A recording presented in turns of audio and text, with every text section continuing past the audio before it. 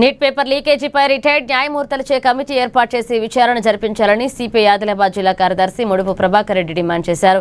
Paper leakage వలన ఆత్మహత్యలు చేసుకున్న విద్యార్థులకు నివాళులర్పిస్తూ పార్టీ ఆధ్వర్యంలో పట్టణంలో క్యాండిల్ ర్యాలీ నిర్వహించారు.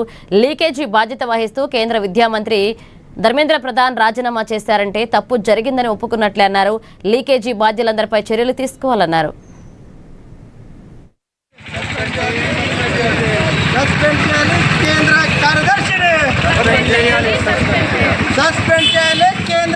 ఆదిలాబాద్ పట్టణంలో నేతాజీ చౌక్లో మరి ఏఐఎస్ఎఫ్ మరి సిపిఐ పార్టీ ఆధ్వర్యంలో మరి కొవ్వొత్తుల ర్యాలీ శాంతి ర్యాలీ చేస్తూ ఉన్నాం.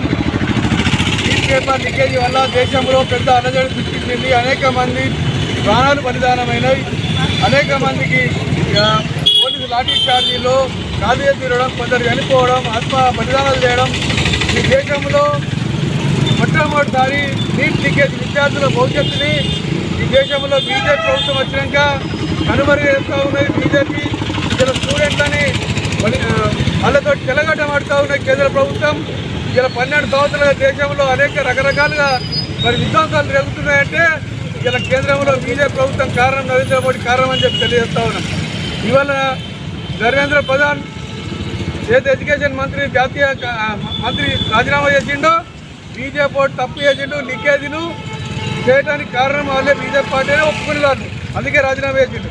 దాంతోపాటు అధికారులు, ప్రభుత్వ అధికారులు, కార్యదర్శి, ఇంకా దాని వెనుక ఎవరున్నారో దాని మీద సుప్రీంకోర్టు న్యాయమూర్తి అయినా లేదా రిటైర్డ్ న్యాయమూర్తి అయినా ఎంక్వైరీ చేయించి సంబంధించిన బాధ్యులందరూ ఇంకెవరెవరు మంత్రులలో ఇంకెవరు అధికారులలో వాళ్ళందరినీ క్రిమినల్ కేసులు కట్టి జైల్లో పంపాలి. కేవలం మంత్రి రాజీనామాతో ఈ దేశంలో ఇంత పెద్ద 2 మంది బలిదానాలు కనుక్కునే దానికి సరిపోదు.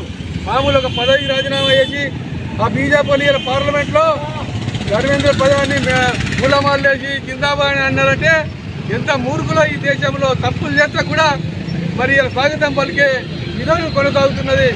ఇది దేశంలో శ్రీలంకలో ఎట్లా జరిగిందో తరిమి కొట్టిందో ప్రభుత్వాన్ని, మరి ఎట్లయితే నేపాల్లో తరిమి కొట్టిండో అనేక దేశాల్లో ఏ విధంగా తరిమి కొడుతుర్రో ఈ దేశం అవినీతి మీద ఈ దేశంలో ఎన్నడో ఒకనాడో బీజేపీ కేంద్ర ప్రభుత్వాన్ని తరిమి కొట్టే రోజులు దగ్గర పడ్డాయని చెప్పి హెచ్చరిక చేస్తాను. ఇప్పటికైనా దర్యాప్తు జరిపి సంబంధించిన అధికారులు ఇంకా దీని వెనక ఎందరిలో అందరి మీద దర్యాప్తు జరిపి జైల్లో పోతే తప్ప మరి న్యాయం జరగదు.